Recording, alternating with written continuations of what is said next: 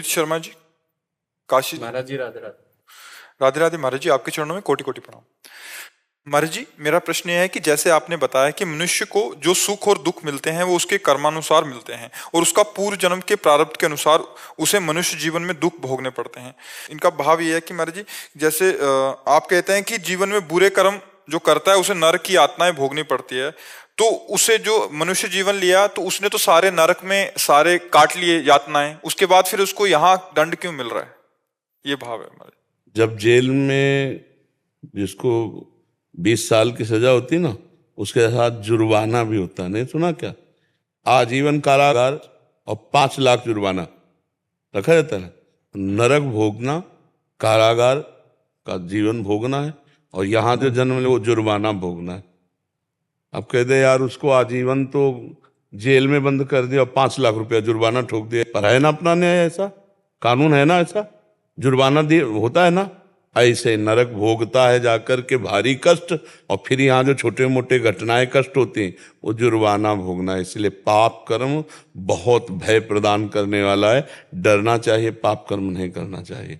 अब पाप कर्म जो करता है उसको भोगना ही पड़ता है। अवश्य में भोक्तव्यम कृतम कर्म शुभाशुभम, पूरे कर्म को वहाँ भोगना होता है और जुर्माना यहाँ भोगना होता है। और ऐसे ही पुरस्कार भी मिलता है। जैसे मान लो कई ऐसे खेल हैं, कई ऐसे उत्तम कार्य हैं कि कार्य किया तो उसको बहुत तरह से सरकारी सपोर्ट मिला और सामाजिक उत्साह भी मिलता है। ऐसे स्वर्ग भोगो और इसके बाद यहाँ भी उत्तम कुलों में जन्म और बहुत प्रकाशवान। क्यों? क्योंकि उसने उत्तम कार्य किए। और अधम काम किए तो नरक भोगा, और यहाँ भी नाना प्रकार की नीच मनुष्य शरीर में होते हुए भी नीचता की जीवनी भोगना, गलित कुष्ठ है, ये है वो, नाना प्रकार के वो सब जुर्माना भोगना है। इसीलिए देख सुन करके डर जाओ और पाप कर्म मत करो। पाप कर्म करोगे तो अवश्य भोगना पड़ेगा। आप समझ रहे ना? आपको इसमें कोई संशय है? जब यहाँ की सरकार देखो 10 मिनट पाप होता है, 10 मिनट पापाचरण होता है, और पूरे जीवन जेल भोगनी होती है और उसका जुर्माना भोगना, और ज्यादा अपराध साबित हो जाए तो फांसी की सजा भी हो जाती है। तो ऐसे सजा वहां भोगो, जुर्माना यहाँ भोगो, आकर के भोगना पड़ता है। अवश्य में भोक्तव्यम कृतम कर्म शुभाशुभम। अभी कानून है, कानून के आगे किसी की चलेगी नहीं। अगर ऐसा होता कि अभी पाप किया अभी दंड मिल गया तो हम भी इसमें सपोर्ट देते हैं कि बहुत लोग सुधर जाते।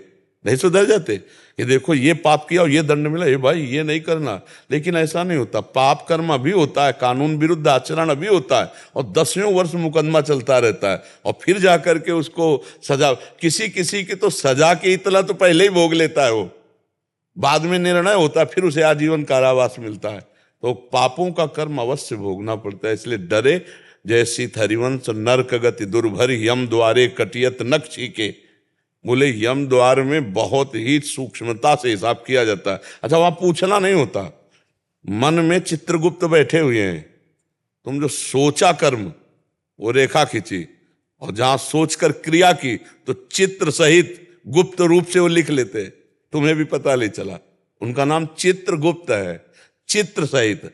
अब आप देखो, जब आपको कोई चीज क्लेश दे रही हो तो देखना आपके सामने सीन चल रही होगी, वो तुम्हारी सीन भरी हुई है अंदर, और हृदय जल रहा है, हृदय जल रहा है उसका, उसको।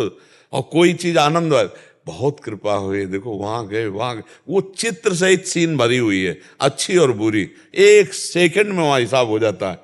जीव की दुर्गति या सदगति क्या निर्णय 1 सेकंड में हो जाता है। इसलिए हर चीज हमारी लिखा पढ़ी हो रही, हमारे अंदर ही बैठे हैं। चित्रगुप्त अंतर्यामी रूप से मन में लिखते रहते हैं, और यमराज उसी का हिसाब कर देते हैं। और अगर भगवान का भजन कर ले गए तो पूरा का पूरा डिलीट हो जाता है। अब वो भगवत प्राप्त हो जाता है, न स्वर्ग न नर्क, वो भगवान को प्राप्त हो जाता है। इसीलिए भजन आवश्यक है। राम कृष्ण हरि जो नाम प्रिय लगे भगवान का, वो नाम जप करो। समझ पा रहे हो आप? कोई बच्चा है 4 साल का, वो कैंसर से पीड़ित है। हाँ, 84 लाख योनियां उसने भोग ली जब मनुष्य का जीवन मिला उसको। नहीं, उनको बीच बीच में आया है। संस्कृति मांझ बरियाई के पायो, अभी पूरा शास्त्रों का ज्ञान तो है नहीं। ये थोड़ी कि 84 लाख क्रॉस के बाद मनुष्य योनि मिलती है। 84 लाख का चक्र है।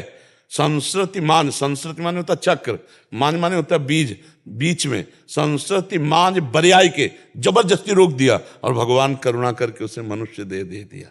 अब जैसे गर्भ में ही किसी रोग से पीड़ित है बच्चा, तो पुराना जीव है, कपड़ा नया उसको मिला है। जीव तो पुराना है, पुरातन है ना, बहुत जन्मों से पाप कर्म करता चला आ रहा है। अब जैसे यहाँ जो माता बहन गर्भ में बच्चे की हत्या करवा दी, किसी भी तरह से नष्ट करवा दिया, अब वो पाप तो बना ना। अब जब वो गर्भ में जाएंगे, अब उनको कष्ट किस रूप में दिया जाएगा नरक भोगवाने के बाद, कि गर्भई में अंग भंग कर दिया जाएगा, गर्भई से भी। इतना बड़ा बच्चा है, अभी गोद में है, 500 शुगर है, छोटा बच्चा है, चश्मा चढ़ गया है, छोटा बच्चा अभी घुटनों के बल खेल रहा है, कैंसर हो गया। अब ये पाप कर्म का वो जुर्माना है, बड़े बड़े पाप कर्मों के बड़े बड़े जुर्माने होते हैं। ये पूरा दंड नहीं है, दंड तो पुरखा कांपते हैं, ऐसा दंड कोलू में पेरा जाता है। जैसे यहाँ एक बार किसी स्त्री से बलात्कार किए तो वहां लोहे की स्त्री बनी हुई है, तपते हुए लोहे की। अब वहां एक बार आपने किया है और वहां 1000 वर्ष आपको चिपकाया जाएगा, मरना है नहीं। ऐसे स्त्री के लिए, पुरुष के लिए। यहाँ तुम आप सूप बना के पी रहे ना, मछली का, इनका ऐसे जो है, वहां कोल्हू में पेरे जाओगे, वहां काट काट के तुम्हारा ईमान तुम्हें खवाया जाएगा। यहाँ पकोड़े तल रहे वैसे तुम्हें तला जाएगा। नरकों के जब वर्णन सुनो ना तो अच्छे अच्छे कांप जाते हैं, छोटे से छोटे पाप का उसको दंड। तो दंड तो वहां मिला और शेष उसको जो जुर्माना है वो यहाँ भोगना पड़ता है। अब ये कैंसर आदि कोई भयानक दंड थोड़ी है, भयानक तो दंड वहां है, गैस के कूप में बंद कर दिया, बोले 1000 वर्ष तक। मरना है नहीं, 1000 वर्ष तक प्रतिपल मरेगा, मरना है नहीं, पर प्रतिपल मृत्यु का उसको कष्ट होगा। फेंक दिया सालमली नरक में, ऐसे तलवार जैसे काटे, अब चुभ के, अब उसमें 1000 वर्ष फरे तड़पड़ाता रहेगा, मरना है नहीं, वो है दंड। अब यहाँ है कि भाई कोई अंग में कोई कांटा घुस गया, वो है जुर्माना। तो हम कर्मों के जाल को समझ नहीं पाते हैं और कभी कभी हम भगवान को भी दोष देने लगते हैं। मगर भगवान का निर्णय बिल्कुल प्योर निर्णय है, कहीं भी किसी भी तरह का उसमें कोई मिलावट नहीं है और वो ठीक निर्णय उनका है। इसीलिए हम सबसे प्रार्थना करते हैं, होश में हो जाओ, किसी भी जीव को जो कष्ट दोगे वो तुम्हें। एक मांडव्य ऋषि की कथा आपने सुनी है? मांडव ऋषि बहुत बड़े महात्मा हुए, तो वो अपने आश्रम में हाथ उठाकर, दोनों हाथ ऐसे उठाकर मंत्र जाप करते हुए समाधिस्थ खड़े थे। कुछ लोग राज कर्मचारी पीछा किए हुए थे चोरों का, वो उनके आश्रम में घुस गए बचने के लिए। अब वहां चोर माल सहित पकड़े गए, तो उन्होंने समझा महात्मा ड्रामा कर रहा है। अब महात्मा को भी साथ में बंदी बना लिया और अभी वो होश में ही नहीं है, समाधिस्थ है। तो राजा ने उनको आदेश किया, जाओ इनको सूली की सजा में चढ़ा दो। और सूली की सजा पहले होती थी भाले जैसी, और ऐसे ऊंचे से ले जाकर छोड़ दिया और गुदा द्वार में घुसती थी वो। इतनी घुसी और तड़पड़ा करके मरता था, कोई 8 घंटे में, कोई 20 घंटे में, कोई 30 घंटे में। अब जब महात्मा के सूली घुसी तो उनको चेतना आई, तो लगा पद्मासन, उसी सूली में बैठ गए। अब दूसरे तीसरे दिन जब जो अपराधियों को सूली की सजा मिली तो पुराने वाले उतार दिए जाते थे 100। जब वहां गए तो सब तो मरे थे, महात्मा पद्मासन। बहु भाग के बताया जाके कि कोई महात्मा, तो वो राजा आए, प्रणाम किया और कहा, महाराज जी मुझे नहीं पता था कि आप निर्दोष हैं और मेरे से गलती हो गई, क्षमा। बोले मुझे आपसे नहीं मतलब है, सूली निकालो, मैं सीधे धर्मराज से बात करता हूं, क्योंकि तुम तो एक निमित्त मात्र हो, दंड देने वाला विधान तो कोई।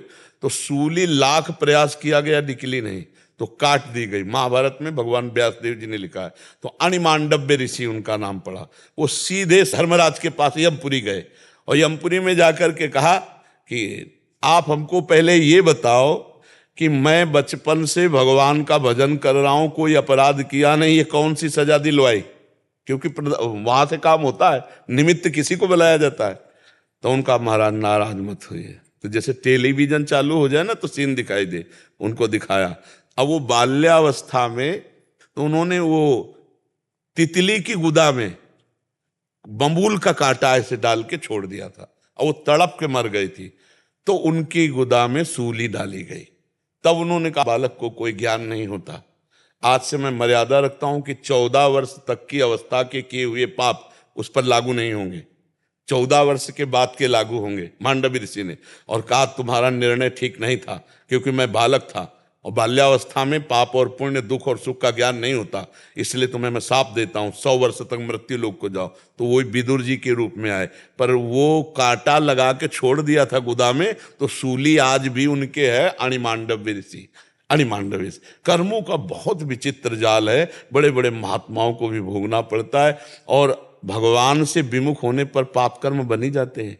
अगर हर समय हम नाम जप करें, भगवान का चिंतन करें, तब तो हमारी बुद्धि शुद्ध रहेगी, और हर समय नाम जप करना बहुत कठिन है। संसार के दृश्य ऐसे है, संसार के खेल ऐसे है कि वो एकदम घसीट लेते, हम भूल जाते हैं भगवान को, और भगवान को भूले तो कहा हनुमंत विपत्ति प्रभु सोई, जब तो सुमिरन भजन में कहीं ना कहीं माया फंसा लेगी, कोई ना कोई पाप बन जाएगा।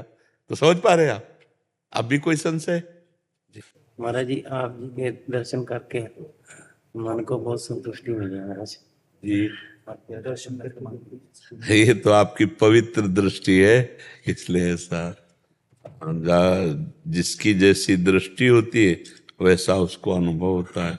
संतों की पवित्र दृष्टि होती है तो उसी पवित्र दृष्टि से उनके हृदय में शीतलता जाती। ये हमारी महिमा नहीं, ये आपकी दृष्टि की महिमा है। जाकी रही भावना जैसी, प्रभु मूरत देखी तिन तैसी। अपनी भावना से देखते ना, भगवान श्री कृष्ण को जब दुर्योधन देखता था तो जलन होती थी उसको, और जबकि भगवान सच्चिदानंद में तो दृष्टि का सारा खेल है। हाँ, सृष्टि में दृष्टि का खेल है। हमारी जैसी किसी की ब्रह्म दृष्टि है, किसी की भगवत दृष्टि है, और किसी की सांसारिक दृष्टि है।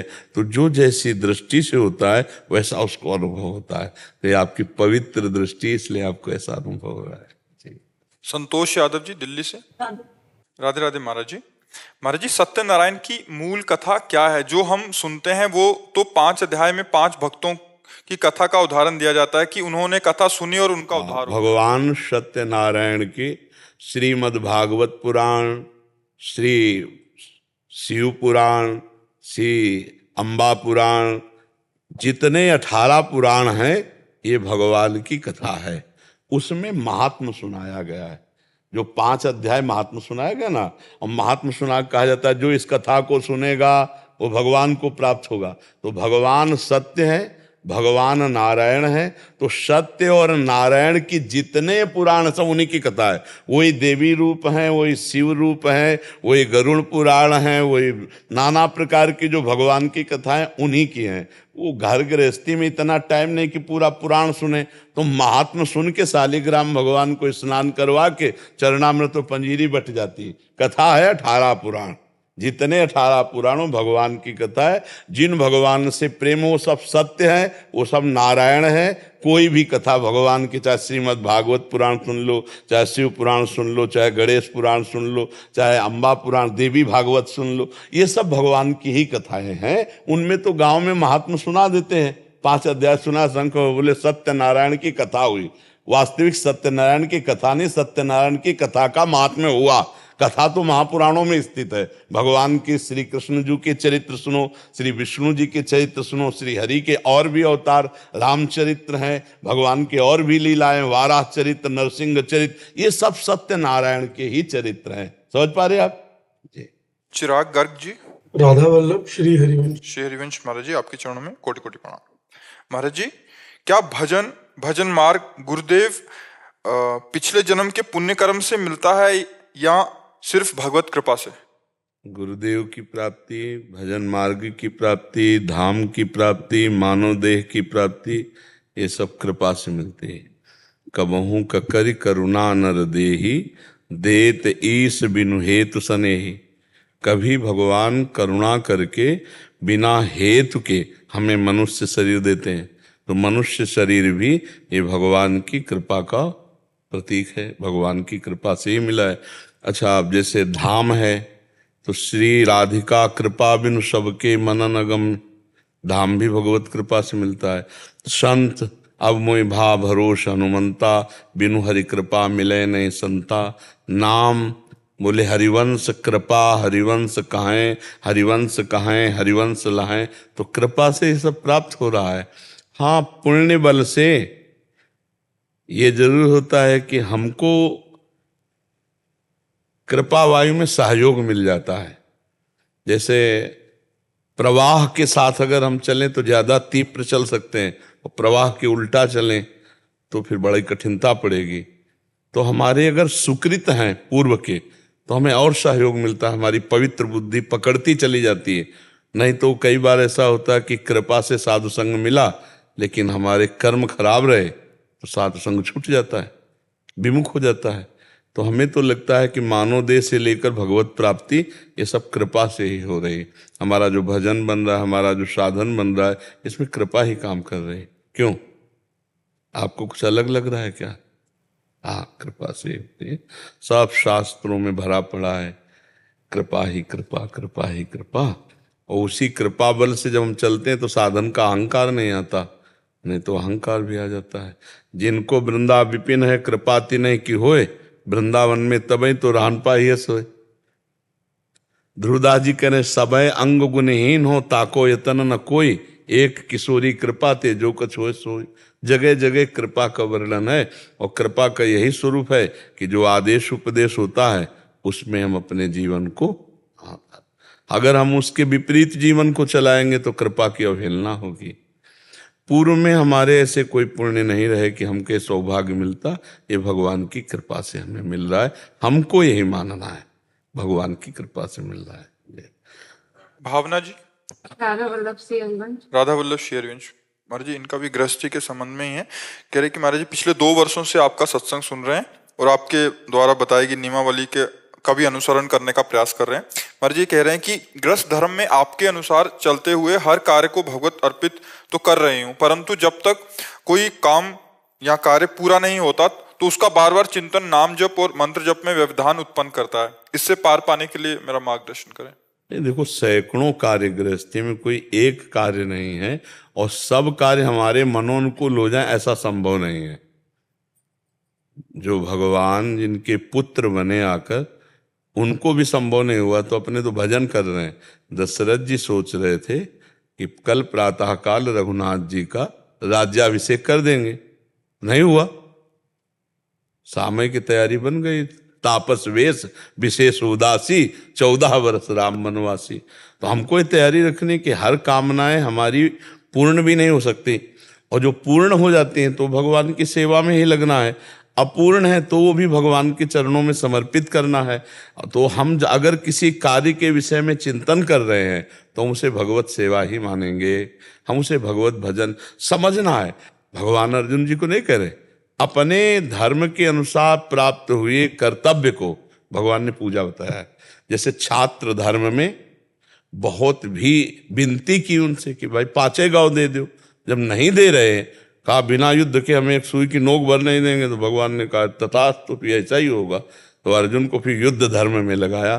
तो हम किसी भी कार्य में घबराएं नहीं, किसी कार्य को सांसारिक न समझें, सब भगवान का कार्य समझकर। हाँ, जो अपनी वासना की पूर्ति के लिए पापाचरण है उसमें थोड़ा समझना है कि हमारी कामनाओं की पूर्ति के लिए भगवान ने हमें गृहस्थ धर्म में एक सीमा बना दी है, उस सीमा को ना उल्लंघन करें। अगर ऐसे फिर वो भगत नहीं हो तो पाखंडी आदमी है, जो सीमा का उल्लंघन करके अब उसका क्या वर्णन करे, उसको समझो। जो सीमाएं गृहस्थी की एक बना दी गई हैं उसका उल्लंघन करके फिर पापाचरण हो तो पाखंड, वो भगवत प्राप्ति क्या हो तो नरक जाएगा। धर्म से चलने के लिए यदि हम मान लो रसोई में हमें क्या क्या बनाना है, हमें चिंतन करना पड़ेगा। अगर हम एकाग्र नहीं रहेंगे तो रसोई सही नहीं बनेगी। रसोई सही बनेगी तो ठाकुर जी का भोग लगेगा, परिवार के रूप में ठाकुर जी अच्छा स्वादिष्ट भोजन पाएंगे, तो भजन ही तो बन गया। अब एक किसान आदमी अपनी खेती के विषय में चिंतन नहीं करेगा, एक ऑफिस में बैठा हुआ अगर वो अपने ऑफिस के सारे कार्य चिंतन नहीं करेगा तो कार्य होगा ही नहीं। बिना एकाग्रता के कोई कार्य होगा नहीं, और वो एकाग्रता से किया हुआ कार्य भगवान को हम समर्पित कर देते हैं, उसमें हमें कोई परेशानी नहीं होती। आपका क्या कथन है? आपका कहने का मतलब कि जब तक जैसे कोई कार्य ले लिया कि मकान बनना है, हाँ, फिर मकान का चिंतन होता रहेगा क्या बनना तो है। वही हम कह रहे हैं, बिना चिंतन के कोई भी कार्य नहीं हो सकता। पहले हमारे दिमाग में चिंतन में आता है तो कार्य भी तो भगवान का है, भगवान का ही कार्य मान। अच्छा, अभी हम आपको कह दें ये पैसा लो, ये लो और तुम ये कार्य करो, तो तुम बड़ी खुशी से बनाओगे। क्यों? आपसे कोई बोले गुरु सेवा में है तो पूरे को गुरु सेवा, भगवत सेवा क्यों नहीं मान लेते? अब जैसे हम किसी आदमी को भेजे, जाओ दिल्ली जाओ, हमारी श्री जी के लिए ये पोशाक लाओ, तो आप बड़ी खुशी से जाएंगे। आप जाकर के अब आपसे कोई कहे कि आप दिल्ली आए, अरे सौभाग्य है, गुरु सेवा में आया हूं, तो पूरी सेवा मानो ना। नाथ सकल संपदा तुम्हारी, मैं सेवक समेत सुतनारी। अब पूरी सेवा भगवान की है तो हर समय आनंदित रहोगे, मैं भगवत सेवा में हूं। कल एक गृहस्थ आए थे, बड़ा सुंदर भाव था उनका। जब आपसे सुना कि तन मन प्राण सब कुछ समर्पित कर देना चाहिए, तो बोले हमारा दिमाग गया कि मकान भी भगवान को हमने दिया। तो बोले अब हम हर महीने मकान का किराया देंगे, हम किराएदार हैं। जो जैसे हम उसने मकान को किराए में लेते तो कितने का लेते, तो उसी अनुपात से हम पैसा निकालेंगे किराए के और वो भगवान की सेवा में लगाएंगे। जो व्यापार है वो भगवान का, जो मकान है वो भगवान का, और हम नौकर। तो बोले अब उनकी सोच है जैसे भगवान को मकान भी दे दे तो हम भी तो भगवान के नौकर हैं, तो भगवान के दिए मकान में रहते, किराया देने की जरूरत क्या है। पर उनकी सोच है तो अच्छी सोच है कि चलो इसी बहाने 5-10 हजार रुपया निकाले और संत सेवा, भगवंत सेवा, गौ सेवा में लगा दिए। तो बस गृहस्थी में ये जो बात है ये जरूर होनी चाहिए, ये जरूर होनी चाहिए कि 2-4-6 महीने में किसी न किसी एक धर्म स्थान में, तीर्थ स्थान में जाना चाहिए और कुछ 100-200-500 रुपये वहाँ खर्चा करके आना चाहिए। किसी का खाना पीना नहीं चाहिए और अपनी गृहस्थी के सारे कार्यों को भगवान का समझना चाहिए। किसी भी कार्य में हमारा जब मन लग रहा है तभी हमारा कार्य पूरा होगा। अब 1 घंटे हमने एक बार भी नाम नहीं जप किया मान लो, और हम बराबर कार्य में रत रहे, तो वो कार्य भगवान को जब अर्पित कर देंगे तो वो भी भागवत धर्म हो जाएगा। अब जैसे गृहस्थी में कह दिया जाता है कि भाई गृहस्थी में बहुत कार्य हैं, तो तुम गृहस्थी में कितने लोग होगे? 5 लोग होगे, 10 लोग होगे? हम हजारों की संख्या में हैं, हमारा परिवार है। घर से तो हम अकेले भागे, लेकिन यहां जब आए तो परिवार नहीं है। आप सोचो 200-250-300 सफेद पोशाक में और 250-300 पीली पोशाक में, बच्चा बच्ची सब पूरा। अभी जैसे हम निश्चिंत हैं, हमें कोई चिंता नहीं है। क्यों? क्योंकि भगवान, हम अपने कर्तव्य का पालन कर रहे हैं और भगवान ने कहा योगक्षेमम वहाम्यम, वो अपने आप सब कर रहे हैं, सबकी व्यवस्था कर रहे हैं, सबकी भोजन व्यवस्था हो रही, सबकी व्यवस्था हो रही। कोई आगे से आगे भगवान व्यवस्था कर रहे हैं। आपको गृहस्थ में हो 4-5 लोग हो, आपको है कि आप ऐसे से, तो आप भी निश्चिंत रहो ना।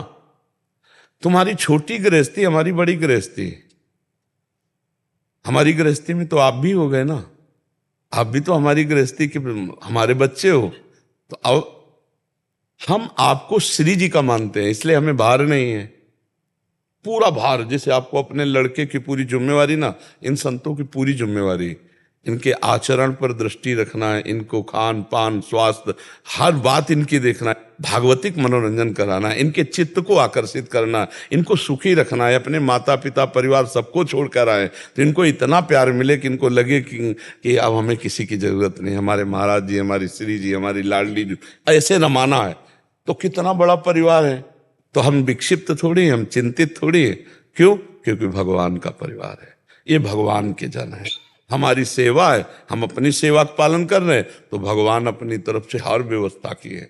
जब हम अकेले थे तो मांग के खाते, नहीं मांगा तो 2-2 3-3 दिन भूखे रहते थे। आज जब इतने लोग हैं तो एक दिन भी कोई भूखा नहीं है, क्योंकि भगवान देख रहे हैं। तो हमें लगता है यदि हम पूरा जीवन भगवान को अर्पित कर दे, चाहे गृहस्थ हो चाहे विरक्त, तो बड़े आनंद में जीवन कटने लगे। पर हम अहंकारी जीव है ना, तो लगता है कि हम नहीं करेंगे तो कैसे हो जाएगा, इतना ऐसा ऐसा ऐसा। तो करवाएंगे भगवान आपसे ही सब, क्योंकि आप गृहस्थ धर्म में, पर भगवान की सामर्थ्य से आपसे हो रहा है। आप भरोसे पे तो हो जाओ, बहुत बढ़िया व्यवस्था भगवान की चलती है, ये हम देख रहे हैं। अपने अहंकार से तो परेशानी हो सकती है, लेकिन भगवान के भरोसे पे कभी परेशानी नहीं देखा। भगवान का ऐसा किसी से मांगना नहीं। एक लड़का हो तो देखो कितनी व्यवस्था, मंजन है, ये है, वो सब छोटी मोटी चीज से लेके बड़ी चीज और सबकी चल रही है। और कभी ऐसा नहीं हुआ कि इस महीने का बिजली का बिल कैसे भरा जाए, भगवान सब दे रहे हैं। तो हम जो गृहस्थी को अपना मानकर अहंकार से तब हम परेशान हो जाते हैं। हम सब छोड़ा तो हमको क्या मिला? यही तो समाज मिली, इसी की तो सेवा कर रहे हैं, वही आप भी कर रहे हो।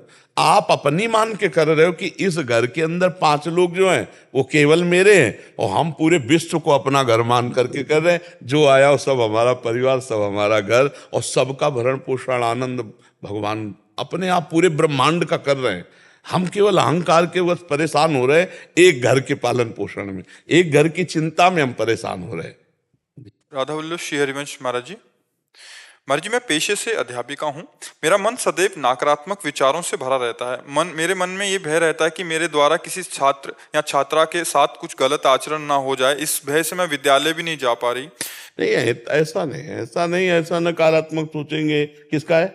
ऐसा नकारात्मक सोचेंगे तो आपको जीने नहीं देगा मन। हर समय ना डर सा बना रहता है कि कोई पाप आचरण ना हो मेरे द्वारा कुछ भी। नहीं, डर रहना अच्छी बात है, लेकिन इतना डर बैठ जाए कि हम अपने कर्तव्य को न कर पाए, ऐसा नहीं। ये मन जब हमसे पाप बन जाते हैं पूर्व में या वर्तमान में, तो ये हमको मन ही दंड देने लगता है नकारात्मक सोच के द्वारा। ये जो निगेटिव सोच है ये हमारे पाप का परिणाम है। अभी पॉजिटिव सोच हो जाए तो आनंद आ जाए ना। निगेटिव ये मतलब पॉजिटिव हो ही नहीं पाती। हाँ, नाम जप करो, आप देखो नाम जब करती हूँ तो थोड़ा घबराहट और होती है। हाँ, पाप नष्ट होता है ना, तो आप डट के करो। जैसे दवा कड़वी लगे पर डॉक्टर कह दे इसी से दवा से ठीक हो जाएंगे, तो हम फिर वो दवा लेते हैं ना, तो थोड़ा मन को तो परेशानी पड़ेगी क्योंकि उसके पाप नष्ट होंगे। पर आप जबान से शुरू कर दो राधा राधा राधा राधा। करती हूँ पर घबराहट में ज्यादा होती। नहीं, बिल्कुल चिंता मत करो, घबराहट मुक्त कर देगा। वो घबराहट बढ़ा नहीं रहा, वो घबराहट मिटा रहा है। निर्भय हो जाओगे, निर्भय। कुछ काम करने का मन नहीं करता, ना कहीं जाने का ना कहीं। हाँ बिल्कुल, मन ये देखो सारा खेल मन ही का है, और ये ज्यादा बिगड़ जाए तो मार भी डालता है। मन ही है, नहीं मार डालता। अभी इतना परेशान कर देगा, लगेगा झंझट खत्म हो। चलो, लोग निगेटिव सोचते सोचते डिप्रेशन में चले जाते हैं, और फिर वो ऐसा, क्योंकि हमें दवाई चल रही है। हमारे पास एक डिप्रेशन के मरीज आए थे, तो वो यही कहते थे कि मुझे हर समय मेरा मन कहता रहता है कि शरीर पूरा कर दो, शरीर पूरा कर दो। एक भय लगा रहता है, ऐसा लगता है तो अच्छा है, मर जाने से कोई वहाँ आपके लिए महल थोड़ी तैयार। बहुत दुर्गति होती है आत्महत्या करने वाले की। तो कभी शरीर त्यागने की बात ना सोचे, नाम जप करो, थोड़ा सत्संग सुना करो। सुनते हो? हाँ। नियम पूर्वक सत्संग सुनो, और कोई अब गंदा आचरण न बनने पावे शरीर से। इसी का डर रहता है, इसी का डर रहता है। नहीं, आचरण बनने न पाए इसका डर थोड़ी रहना है। ये हमें करना नहीं है तो हमें डर क्या है? देखो, डर नहीं, अगर डर बैठा लोगे तो फिर कुछ कर ही नहीं पाओगे। अब ये डर जाए कि संतों के पास जाएंगे तो कहीं अपराध न बन जाए, धाम में जाएंगे तो अपराध न होता है। हाँ, नहीं, नाम जप करो, नाम जप करो, कोई मत डरो। और सबसे बढ़िया बात देखो, अगर हमसे कोई गलती बन जाती है तो हमारे प्रभु माता पिता की तरह हैं, वो क्षमा कर देंगे। ऐसा थोड़ी कि हम एकदम डिप्रेशन में चले जाएं, परेशान हो जाएं, ऐसे नहीं। आज से आप नाम जप करो, सत्संग सुनो, और आप स्कूल जाओ। और विद्यार्थियों दिमाग से, माइंड से ध्यान नहीं हटता है, हर वक्त सोच में ही रहता है पूरा टाइम। वर्तमान का कार्य भी ध्यान नहीं रहता, क्या करना है क्या नहीं करना है। ऐसा तो नहीं है, ऐसा नहीं आप बिल्कुल उसको निगेटिव में ले गए। आप बिल्कुल नहीं, अब ऐसा नहीं, ऐसा आप यहाँ हमारे पास आई हो तो आप हम सभ्यता से बात कर रहे हो ना हमसे, आप कोई गलत तो बात नहीं कर रहे हो ना, तो आपका बुद्धि काम कर रही ना। आप संत समागम में आए, आप उसे निगेटिव क्यों ले रहे हो? आप स्कूल जाइए, आप बच्चों को प्यार से, जैसे अपने बच्चे ऐसे पढ़ाए। अपने बच्चे होते तो क्या डर लगता क्या? आप पराए बच्चे मान रहे हो इसलिए डर रहे हो। टीचर को चाहिए कि अपने विद्यार्थियों को अपने बेटे के समान देखे। जैसे अपना बेटा उद्दंड है या सौम्य है, हम बर्ताव तो प्रेम का ही करेंगे। तो टीचर और गुरु एक ही बात है ना।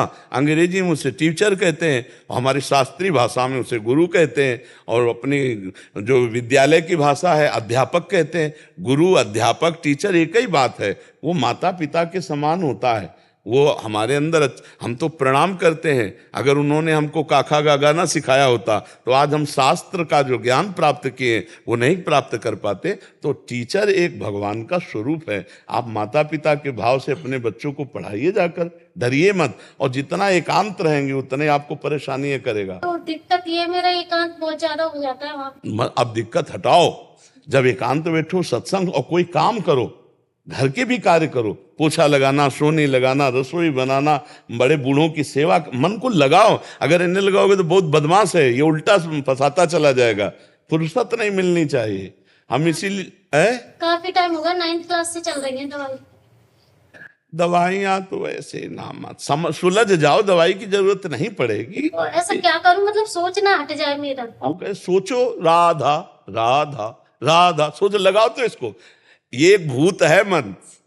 एक शिष्य ने गुरुजी से मंत्र लेकर के भूत को सिद्ध किया, तो भूत ने कहा हमें काम बताओ। तो उसने काम बता दिया, वो 2 मिनट में कर दिया। इसके बाद का काम नहीं बताओगे तो उठा के पटक देंगे हमको। अब वो गुरुजी के पास गया, बोले गुरुजी आपने जो मंत्र बताया था भूत सिद्ध हुआ। अब वो कह रहा अगर काम नहीं बताओगे तो पटक देंगे, तो क्या करें? बोले एक बांस खड़ा कर दो और भूत से कहो इसी में चढ़ो उतरो, और जब काम होगा तो बता देंगे, नहीं तुम्हारा काम यही इसी में चढ़ो। तो जो और काम हो तो करो, नहीं राधा नाम में चढ़ाओ इसे, राधा राधा, बढ़िया आनंद आने लगेगा। हमारी बात मानो, उसे काटो मत कि नहीं नहीं ऐसा नहीं होता। आप राधा लिखना आता है, देखो राधा लिखो अपने दिमाग में। गौरव शर्मा जी। राधा वल्लभ श्री हरिवंश गुरु जी। श्री हरिवंश महाराज जी। महाराज जी, मैं पिछले 1 साल से आपका सत्संग सुन रहा हूँ और आपकी आज्ञा के अनुसार नाम जप ही कर रहा हूँ और हर महीने धाम भी आ रहा हूँ। श्री जी कृपा से मेरा चयन विशेष शिक्षक के पद पर हुआ है गुरुदेव। वहाँ मेरा कार्य प्राथमिक कक्षाओं के विभिन्न विकलांग छात्रों को पढ़ाना और स्वयं सहायता कौशल के बारे में उनको सहायता प्रदान करना है। गुरुदेव, मैं अपने इस कर्तव्यों को किस प्रकार पूरा करूँ? बच्चों को पहले तो ये सावधानी रखने की हमें ऐसे वचन नहीं साबित करने कि उनको हेयता का भाव आए, तो हम उनको विकलांग ना कह के अगर दिव्यांग कहेंगे तो और अच्छा रहेगा। विकलांग शब्द से एक हेयता प्रकट होती है, नहीं, वो हेयता उनके हृदय में उनको कमजोर कर देगी। तो हम पहले शब्दों का और ऐसे शब्द बोले जिससे उनके हृदय में उत्साह प्रकट हो। प्रोत्साहन बहुत बड़ी शक्ति होती है। जैसे कोई कितना भी बड़ा मरीज हो, अगर डॉक्टर बोले ना कुछ नहीं, ऐसे आप जैसे कितनों को ठीक कर दिया, आप ठीक हो जाएंगे, इस वचन से उसको बल मिलता है। ऐसे हम प्रथम उनका उत्साहवर्धन करें कि अंगविहीन होना एक कोई हानि का विषय नहीं। अगर हमारा दिमाग स्वस्थ है तो हम सब कुछ कर सकते हैं। शरीर का अस्वस्थ होना और माइंड का स्वस्थ होना ये बहुत आवश्यक है। और शरीर अस्वस्थ तो माइंड भी अस्वस्थ तब तो चला गया, और शरीर स्वस्थ तो माइंड अस्वस्थ तो वो नष्ट हो जाएगा। क्योंकि अस्वस्थ का मतलब काम, क्रोध, लोभ, मोह, मद, मत्सर ये सबसे बड़े रोग हैं। अगर हमारा दिमाग विषयी है, भोगी है, कामी है, पापाचरण करने वाला है, तो शरीर स्वस्थ होते हुए भी आज नहीं तो कल आप दंड भोगेंगे। यहां भी दंड भोगेंगे, वहां भी दंड भोगेंगे। अगर हमारा दिमाग स्वस्थ रहे तो आपका काम है दिमाग स्वस्थ करना।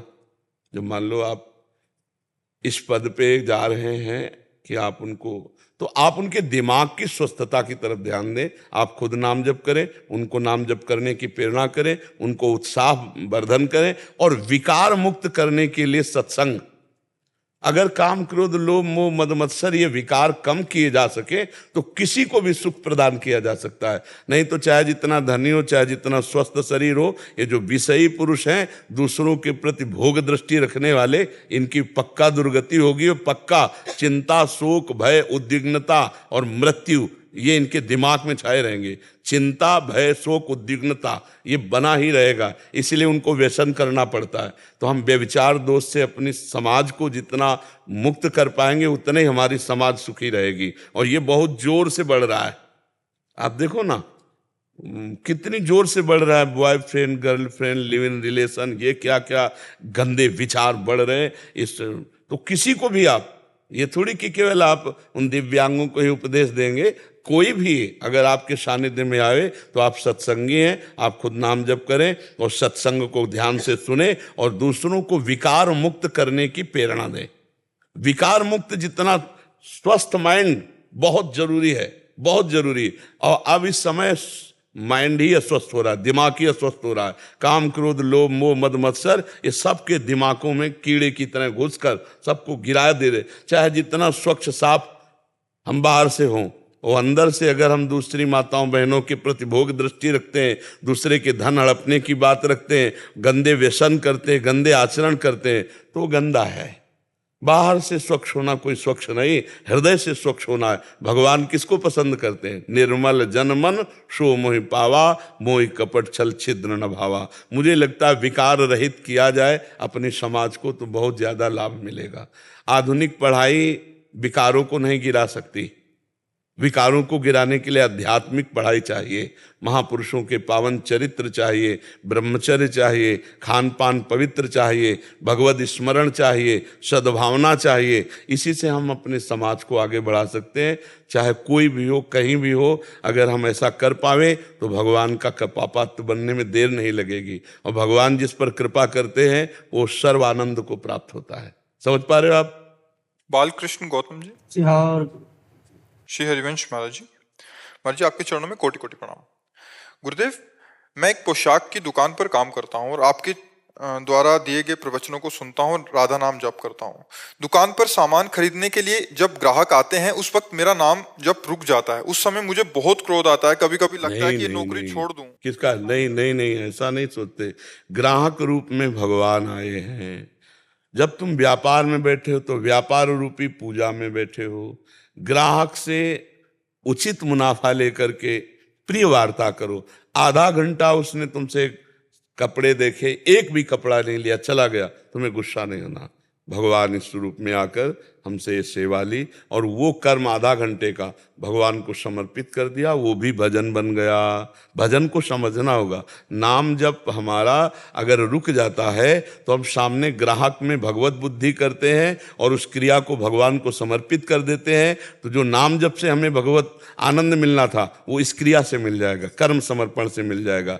ग्राहक के प्रति गुस्सा होए तो नाम जप का फल आपको फिर कैसे प्राप्त हो पाएगा?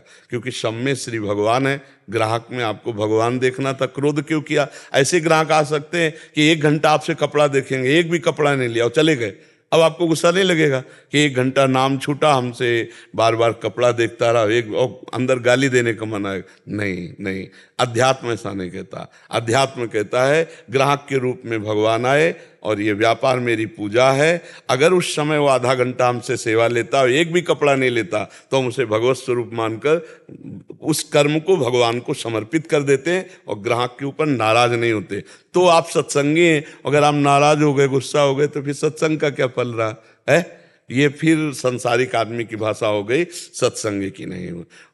कोई बात नहीं, आपको पसंद है और किसी दुकान में देख लीजिए, आप आनंद से जाइए। ये प्रिय व्यवहार सत्संगी और आध्यात्मिक के तो भगवान देख रहे हैं, वो आपकी पूर्ति करेंगे। भगवान संपूर्ण सृष्टि को चला रहे हैं।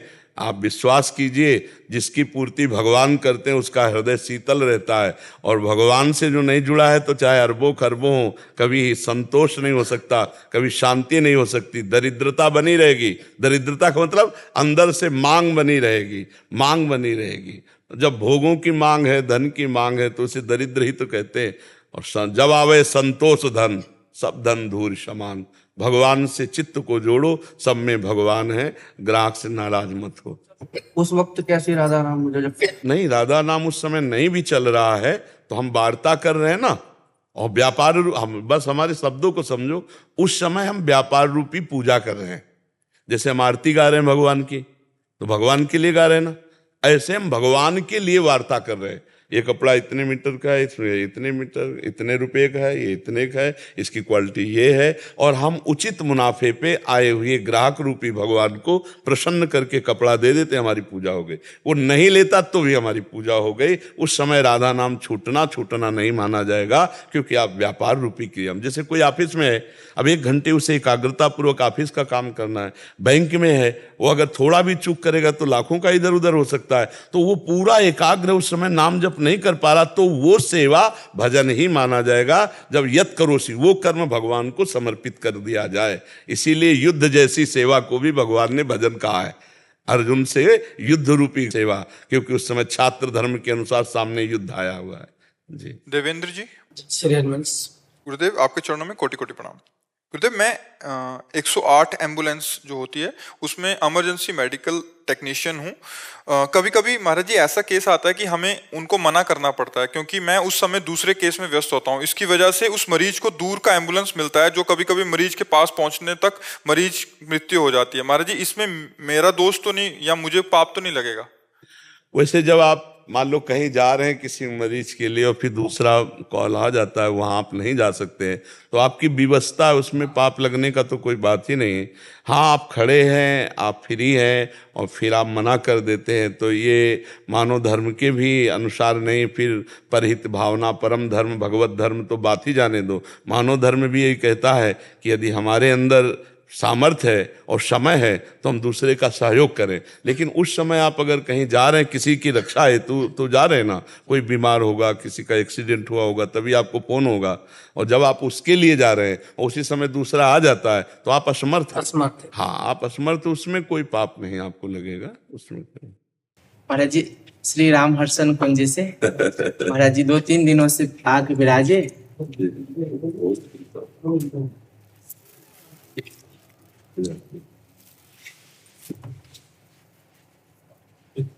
कह तो रहे थे 2-3 दिनों से, लेकिन रात्रि में महाराज जी घूस में रबड़ी खिलाए। आज तो ले जाने पड़ेंगे।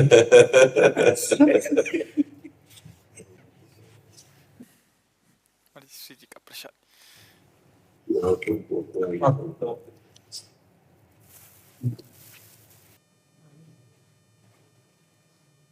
कार्य योग नहीं है, लेकिन क्या सरकार सामने थाली आती है तो क्या थाली को स्पर्श कर मिलेगा? कभी सामने थाली आती है, क्या कभी थाली को स्पर्श करने का भी मिलेगा? उसको मिलेगा। स्पर्श की क्या बात है, हमें थाली का उच्छिष्ट मिले, स्पर्श की क्या बात है? क्योंकि हम किसी अधिकार से, किसी योग्यता से नहीं कह रहे, हम उनके हैं इस भाव से कह रहे हैं। अगर हम योग्यता शब्द लगाएं तो प्रश्नवाचक चिन्ह हो सकता है, लेकिन हम अयोग्य हैं पर प्रभु के हैं इस संबंध से कह रहे हैं। हम जैसे हैं वैसे अपने स्वामी के हैं, तो फिर स्वामी का उच्छिष्ट मिलना, स्वामी का कृपा प्रसाद मिलना, स्वामी के साथ खेलना, ये सब संभव हो सकता है। ये सबे अंग गुणहीन हो ताको यतन न कोई, एक किशोरी कृपा ते जो कछ हो। जब हम किसी गुण, तपस्या और साधना को ले ही नहीं रहे, हम केवल आपकी कृपा को ले रहे हैं, और कृपा सदा अहेतुकी होती है और कृपा सदा पतितों पर होती है, तो नंबर तो हमारा भी पतितों में है, पतितों में नंबर तो हमारा भी है। और अहेतुकी कृपा लो, हम में कोई हेतु है नहीं, तो हमारा आपका तो बिल्कुल सहज संबंध है। तो थाली नहीं, हम उच्छिष्टामृत भुक्त वैव, हम उस थाली का प्रसाद भी भोगने के लिए हमको मिलेगा, आरोगने को हमें मिलेगा। हम उनके दास हैं, इसमें कोई भी कमी नहीं है। दास बनने योग्य नहीं है, ये पक्की बात है, पर हम दास हैं, इसमें कोई कमी नहीं है। आपके सिवा हमारा कोई नहीं है, पर ये हमारी थसक है, और यही गर्व जो हमें है ना, वो प्रभु के ऊपर अधिकार है। प्रभु के ऊपर, प्रभु का हमारे ऊपर अधिकार है, ये प्रभु जाने, लेकिन हमारा प्रभु के ऊपर अधिकार है, ये हम जान रहे हैं। इसलिए कि मैं किसी योग्य नहीं हूं और आपके सिवा हमारा कोई है नहीं, ये दो शब्द बहुत जोर के हैं। हम किसी योग्य नहीं और आपके सिवा हमारा कोई है नहीं, इसलिए हमारा अधिकार है आप पर अधिकार है। इसलिए हम अपनी किशोरी जी की ठसक में रहते हैं, अपनी लाडली जी की ठसक। और कोई योग्यता, अब योग्यता की क्या, योग्यता तो संभाव्यो पिबिरन चिनारद शिव स्वयं हुआ देर न, या जहाँ वो संभावना भी नहीं कर सकते हैं, वहां हम कहाँ योग्य हो सकते हैं? प्यारोडुम क्षमते न यक्षु सुखादि नाम तो यह ध्यानगम, वहां हम क्या क्षमता रखते हैं? जहाँ वहां क्षमता की बात, तो हमारी ममता की बात है। हम जैसे भी है किशोरी जी वास के हैं और आपके हैं, तो उच्छिष्टामृत भुक्त वैव, आपका उच्छिष्ट पाने, थाल ही नहीं, थाल का प्रसाद पाने का अधिकार उनको मिलेगा। बस चुप रहे, गुप्त रहे, जो जो कृपा होती जाए उसे छुपाता चला जाए, कृपा को व्यक्त न करने, अनुभवों को व्यक्त न किया जाए, तो वो फिर एकांतिक प्रेम शुरू हो जाता है। अपने लोगों में थोड़ा सा इतना जहां आनंद मिला तो वो ऐसा करने का मन होता है, बांटने का मन होता है, पर ये आनंद को हमें छुपाना है, इन अनुभवों को हमें छुपाना है। तो आगे थाली ही नहीं, हास परिहास करते हुए उनका उच्छिष्टामृत, जागृत स्वप्न सुसुप्ति स्फुरत में राधा पदाब्ज छटा, वैकुंठे नरके अथवा हमारी हमारी तो बस राधा राधा राधा। तो अपना जैसे मनुष्य सिया राम सिया राम सिया राम, तो अपना एक ठसक, अपने को हमें भूलना है, अपने को हमें भूलना है और प्रभु की स्मृति में खोना, बस लक्ष्य हमारा है। हम कौन है क्या है कुछ नहीं, इस पर नहीं जाना, वो कौन है क्या है बस उस पर ध्यान रखना है। जब भरत जी अपने पर देखते हैं तो कदम रुकने लगते हैं, और जब राम जी पर देखते हैं तो कदम चल पड़ते हैं। तो हमें राम जी की तरफ देखना जिससे हमारे कदम चलते रहे उनके, हम अपनी तरफ देखेंगे तो रुक जाएंगे, उनके लायक नहीं। और जब उनकी तरफ देखते हैं तो कदम दौड़ पड़ते हैं। तो हमें सदैव प्रभु की तरफ देखना है।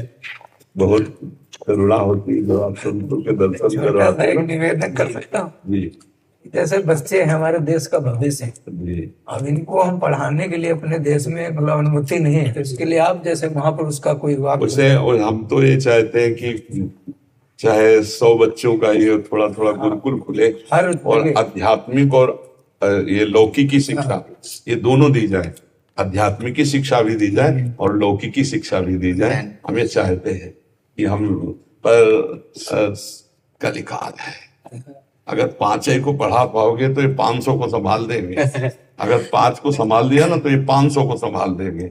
जितना हमारे में बल है प्रभु के द्वारा दिया हुआ उतना हम करें।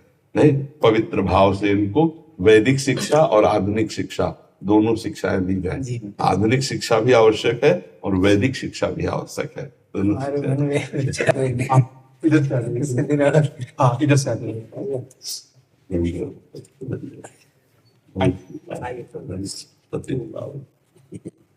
रुचि त्रिवेदी जी, महाराज जी आपके चरणों में कोटि कोटि प्रणाम।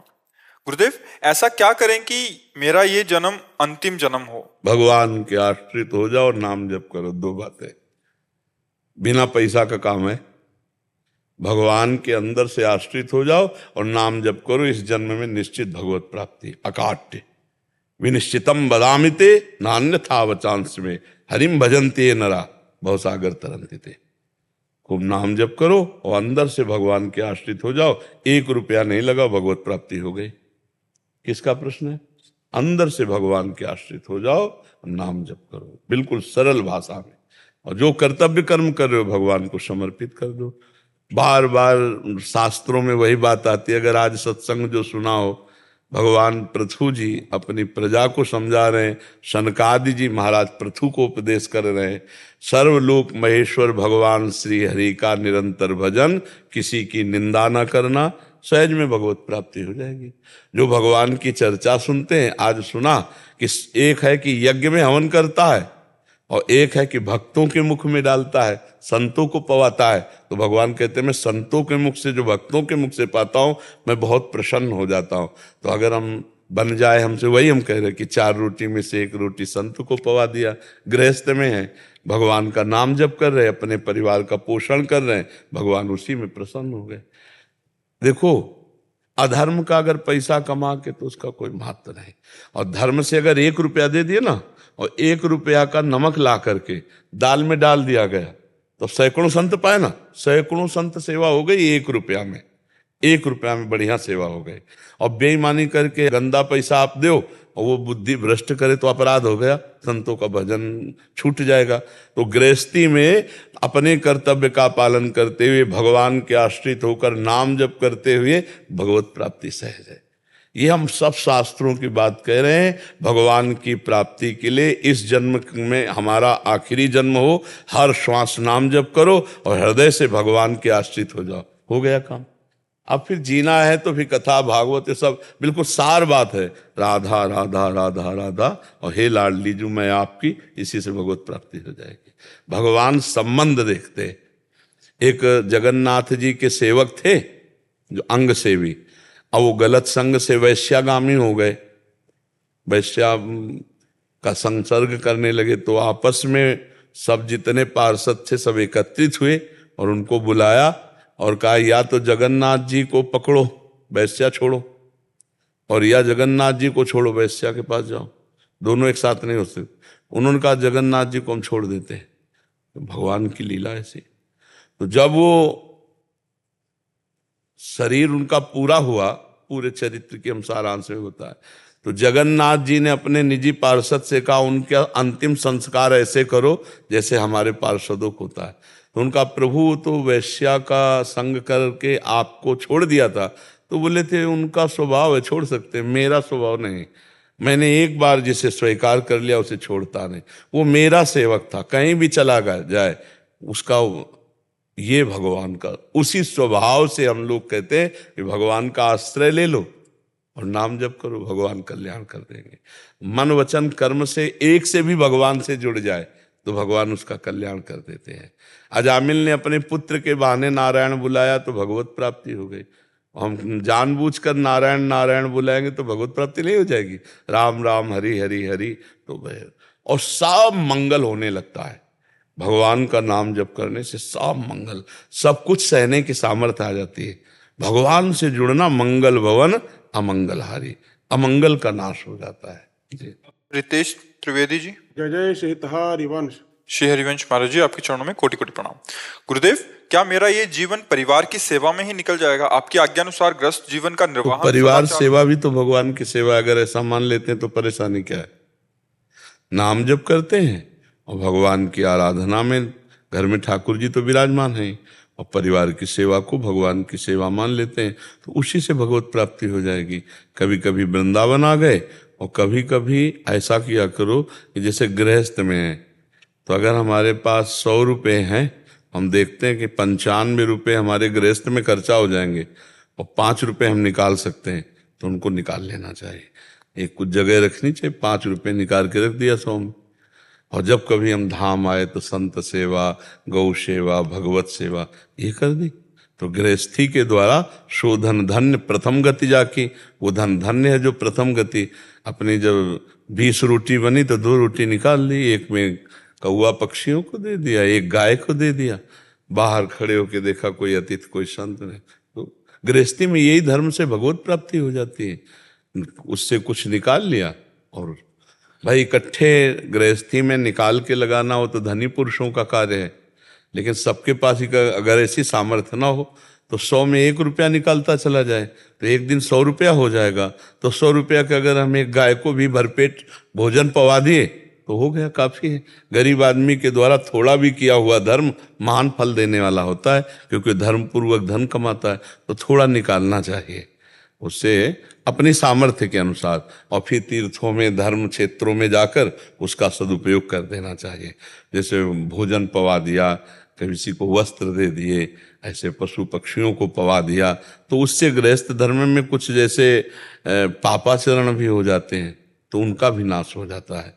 तीर्थ याटन करना चाहिए, भगवत धामों की यात्रा करनी चाहिए। पहले ऐसा था कि चौथी अवस्था में सब त्याग कर वन चले जाते थे, अब वन रहे कहाँ गए? अब वो व्यवस्था थोड़ी रहेगी कि हम वनवास कर रहे हैं उस तरह का, कहीं नहीं रह गया। अरे कहीं नहीं रह गया। आप देखो जितने धर्म क्षेत्र हैं सब जगह बढ़िया VIP व्यवस्था वाले, अब वो थोड़ी रह गई कि पर्णकुटी छा करके उसमें, ऐसे कहाँ रह सकते हो? तो हमें लगता है कि धर्म क्षेत्रों में कभी कभी चला जाए, 2-4 दिन रहे और अपने परिवार का पोषण करे, नाम जप करे, और 4 रोटी में से एक टुकड़ा भी निकाल कर किसी जीव को दे दे तो वही हो गया, बहुत है। गृहस्थी में ज़्यादा दान पुण्य की बात नहीं, अपने परिवार का पोषण करो और जो 10 रुपया बचे तो वही गौ सेवा संत सेवा में लगा दे, हो गया। समझ पा रहे? हाँ, भागने की जरूरत नहीं, भगवान हर जगह है। गृहस्थी में, पत्नी पुत्र में, माता पिता में, परिवार में भी तो भगवान है, और उनका पोषण करने की आपको जिम्मेवारी है। तो भगवान की सेवा छोड़कर भागो तो फिर वो बात नहीं है। उनका पोषण करो। यही जैसे तुम्हें माता पिता ने इतना सयाना किया, ऐसे तुम अपने पुत्रों को शयाना करके उनको व्यापार रोजगार आदि नौकरी आदि दो, और अपने माता पिता का अगर विराजमान है तो पूर्ण भगवत भाव से सेवा करो। फिर पति पत्नी दोनों मिलकर के महीना 15 दिन धाम वास किया, वहां वास किया, नाम जप किया, भगवत प्राप्ति के मार्ग में चल रहे। क्यों? समझ पा रहे हो? तो इसमें हमें पश्चाताप नहीं होगा कि हम गृहस्थी में रहकर जीवन बर्बाद कर दिए। बर्बाद नहीं है, वो भी भगवान की सेवा है। अगर वो ना करे तो फिर बर्बाद है। पापाचरण करे तो बाबा जी बन के पापाचरण हो सकता है, धाम में आकर भी तो पापाचरण हो सकता है। इधर उधर निंदा करो, पापाचरण करो तो नरक जाओगे। धर्म से चले तो गृहस्थी में रहते हुए भी भगवत प्राप्ति है। ठीक है।